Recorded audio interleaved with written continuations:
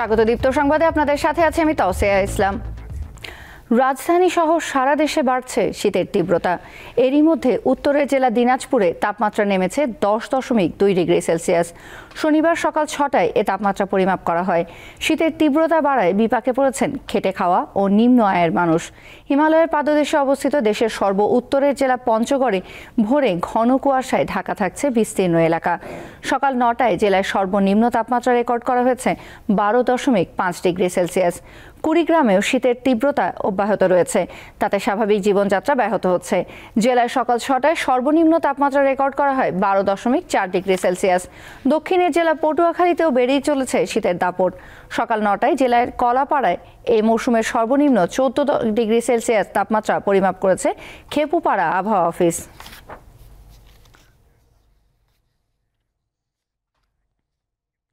জুলাই গণ অভ্যুত্থানে অগ্রসৈনিকদের নিয়ে 20 সদস্য বিশিষ্ট আহ্বায়ক কমিটি গঠন করেছে বৈষম্য বিরোধী ছাত্র আন্দোলন জাহাঙ্গীরনগর বিশ্ববিদ্যালয়ের শাখা। শুক্রবার রাতে বিশ্ববিদ্যালয়ের শহীদ মিনার প্রাঙ্গণে এই কমিটি ঘোষণা করেন বৈষম্য বিরোধী ছাত্র আন্দোলনের কেন্দ্রীয় সদস্য সচিব আরিফ সোহেল। কমিটিতে আহ্বায়ক হিসেবে মার্কেটিং বিভাগের শিক্ষার্থী আরিফুজ্জামান উজ্জ্বল ও সদস্য সচিব হিসেবে আন্তর্জাতিক সম্পর্ক বিভাগের তৌহিদ মোহাম্মদ সিয়ামের নাম ঘোষণা করা হয়েছে। এছাড়া যুগ্ম আহ্বায়ক হিসেবে রয়েছেন নাসিম আল তারিক ও ফারহানা বিনতে নিগার ফারিনা। মুখ্য সংগঠক হিসেবে আছেন নাকিব আল মাহমুদ অর্ণব। একই সাথে মুখপাত্র হয়েছেন মালিহা নামলা।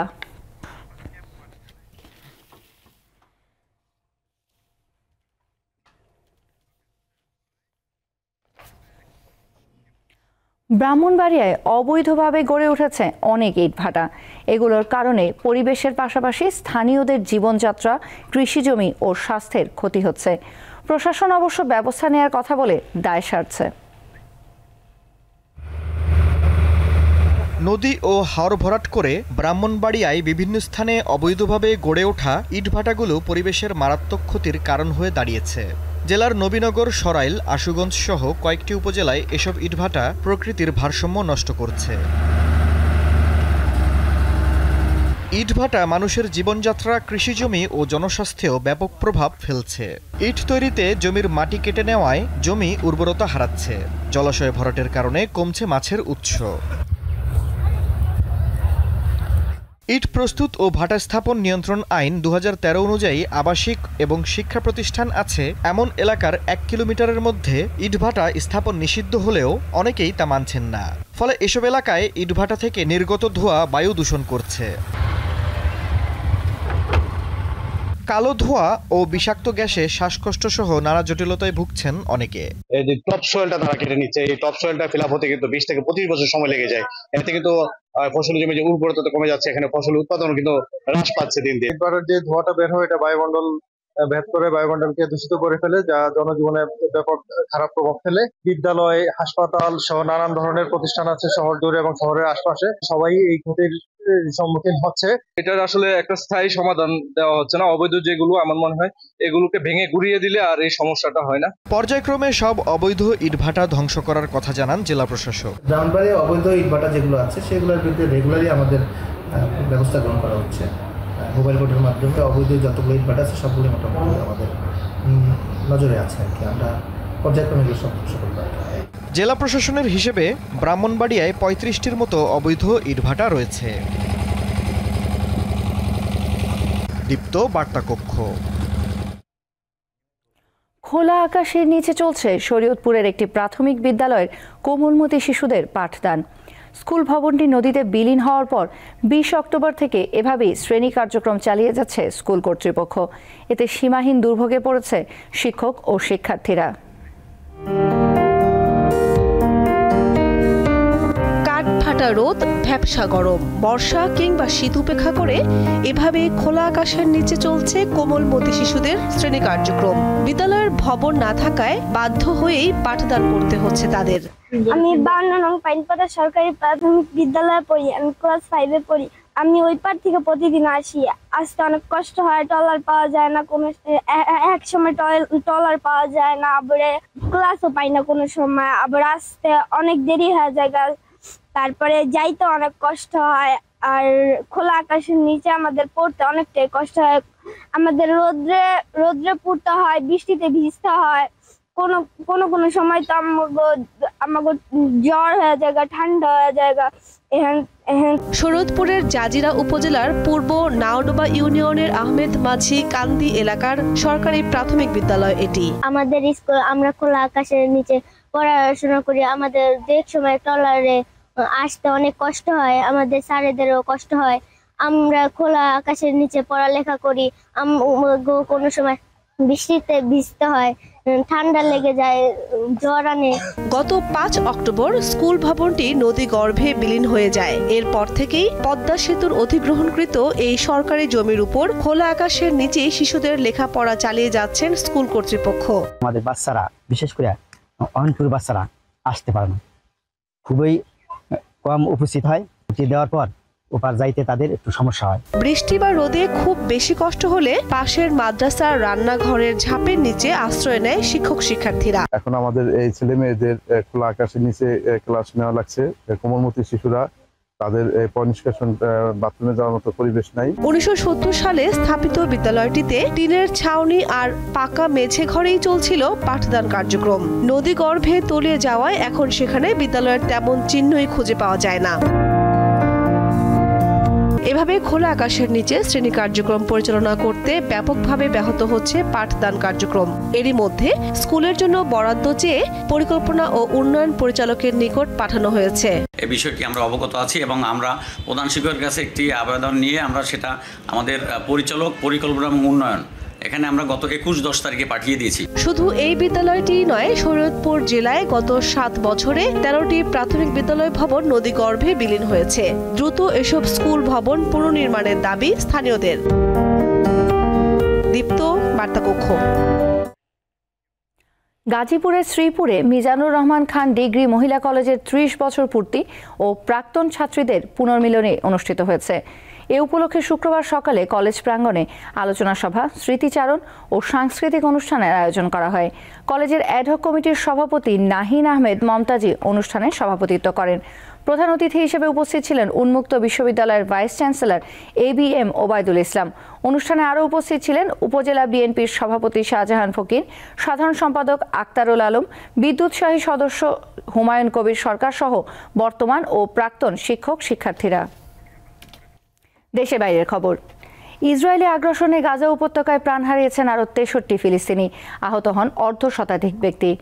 গাজার স্বাস্থ্য মন্ত্রণালয় জানায়, স্থানীয় সময় শুক্রবার নুসেইরাতের একটি শরণার্থী শিবিরে হামলা চালায় ইসরায়েল। এতে নারী ও শিশু সহ অন্তত 20 জনের প্রাণ হয়। গাজার উত্তরাঞ্চলে অবরুদ্ধ কামাল আদওয়ান হাসপাতালের চারপাশে আলাদা হামলায় কমপক্ষে 29 জন নিহত হন বলে নিশ্চিত করেছে গাজার সিভিল ডিফেন্স এজেন্সি। তবে হাসপাতালকে লক্ষ্যবস্তু বানানো বা সেখানে প্রবেশের বিষয়টি অস্বীকার করেছে ইসরায়েল। গত বছরের 7 অক্টোবর থেকে গাজায় চলা ইসরায়েলি আগ্রাসনে এখন পর্যন্ত প্রাণ গেছে কমপক্ষে 44,612 জনের।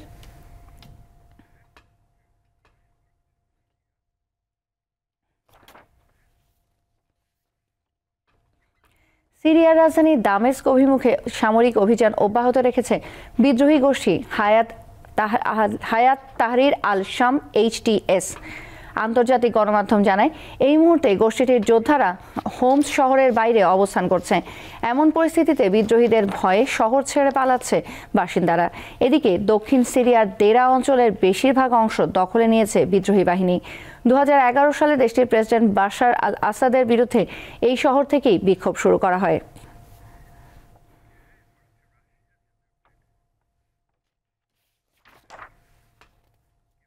রাশিয়ার পিটার্সবার্গে এমন এক প্রদর্শনীর আয়োজন করা হয়েছে যেখানকার সব শিল্পকর্ম খাওয়াও যাবে। অদ্ভুত শোনালেও আসলেই এমন এক ফেস্টিভ্যাল চলছে রাশিয়ায়। ওয়ার্ল্ড জিঞ্জার ব্রেড ফেস্টিভ্যাল নামে পরিচিত এই উৎসবে এবার শুধু রাশিয়া নয়, অন্যান্য দেশ থেকেও আসেন হাজারো দর্শক। দেখতে চিত্রকর্ম বা ভাস্কর্য মনে হলেও এগুলো আসলে মিষ্টি রুটি বা জিঞ্জার ব্রেড। রাশিয়ার সেন্ট পিটার্সবার্গে বসেছে ওয়ার্ল্ড জিঞ্জার ব্রেড ফেস্টিভ্যাল। বিশাল এই আয়োজনে দেখা মিলবে পুতুল, চিত্রকর্ম থেকে শুরু করে নানা রকম স্থাপনা। সামান্য জিঞ্জার ব্রেড দিয়ে এত কিছু তৈরি করা সম্ভব তা আমার ধারণারই বাইরে ছিল। এই রকম মশলা ও স্বাদের ব্রেড যে পাওয়া যায় তাও এই প্রথমই জানলাম। উৎসবে বিভিন্ন কল্পকাহিনী নানা চরিত্রের আদলেও বানানো হয়েছে জিঞ্জার ব্রেড। এই ব্রেড তৈরিতে ব্যবহার করা হয়েছে চিনি, ময়দা, মধু ও নানা রকম মশলা। আয়োজনটিতে আসলে আমাদের দেশের সংস্কৃতি, শিল্প ও খাবারের মেলবন্ধন ঘটেছে। কারিগররা জানান, এক একটি জিঞ্জার ব্রেডকে এমন আকার দিতে ঘন্টার পর ঘন্টা পরিশ্রম করতে হয়েছে। প্রথমে কাই তৈরি করে তারপর রং করতে হয়। আমার এই একটা জিঞ্জার ব্রেড রং করতে 1 সপ্তাহ লেগেছে। বিশ্বের বিভিন্ন দেশের বেকারি পণ্যের রাঁধুনি ও খাদকরা ভিড় করছেন এই উৎসবে। অনেকে আবার চড়া দামে কিনছেন এসব জিঞ্জার ব্রেড। আয়োজন চলবে পুরো ডিসেম্বর মাস জুড়ে। লুৎফা ফৌজিয়া, দীপ্ত, বার্তাকক্ষ।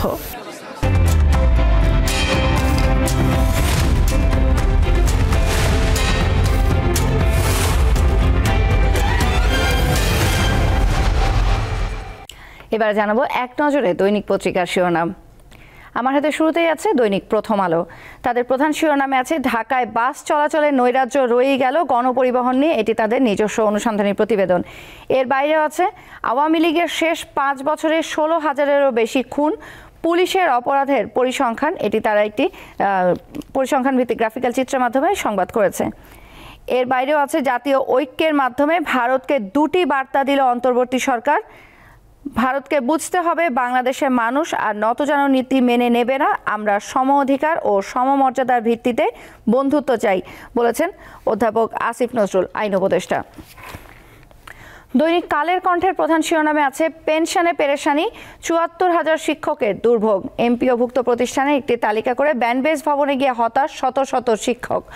এর বাইরে আছে আগরতলা অভিমুখে লং মার্চ করবে বিএনপির 3 সংগঠন, ভারতের আগ্রাসনের প্রতিবাদ। আরও আছে আওয়ামী লীগ আমলের সাজা আপিলে টিকছে না, অনায়াসে খালাস পাচ্ছেন সাজাপ্রাপ্তরা। দৈনিক যুগান্তরের প্রধান শিরোনামে আছে আওয়ামী লীগ সরকার আমলের উন্নয়নের চিত্র, 3rd টার্মিনালে মেগা দুর্নীতি, অস্বাভাবিক ব্যয় ও অনিয়ম দুর্নীতি খতিয়ে দেখা হবে, বলেছেন উপদেষ্টা হাসান আরিফ। এর বাইরেও আছে অর্থনৈতিক মন্দা ও ডলার সংকট, বিদেশে পুঁজি সরানো বেড়েছে 60 ভাগ। দৈনিক ইত্তেফাকের প্রধান শিরোনামে আছে সিন্ডিকেটের কারসাজিতে হওয়া সয়াবিন বোতল। এর বাইরে আছে অনূর্ধ্ব 19 এশিয়া কাপ, পাকিস্তানকে হারিয়ে ফাইনালে বাংলাদেশ মুখোমুখি হবে ভারতের। এই ছিল আজকের প্রধান পত্রিকার শিরোনামগুলো। শেষ করছি দীপ্ত সংবাদ। আমাদের পরবর্তী সংবাদ বেলা 12টায় দেখার আমন্ত্রণ রইল। এছাড়া অনলাইনে আরো নতুন তথ্য পেতে যুক্ত থাকুন দীপ্ত ডিজিটাল প্ল্যাটফর্মগুলোতে।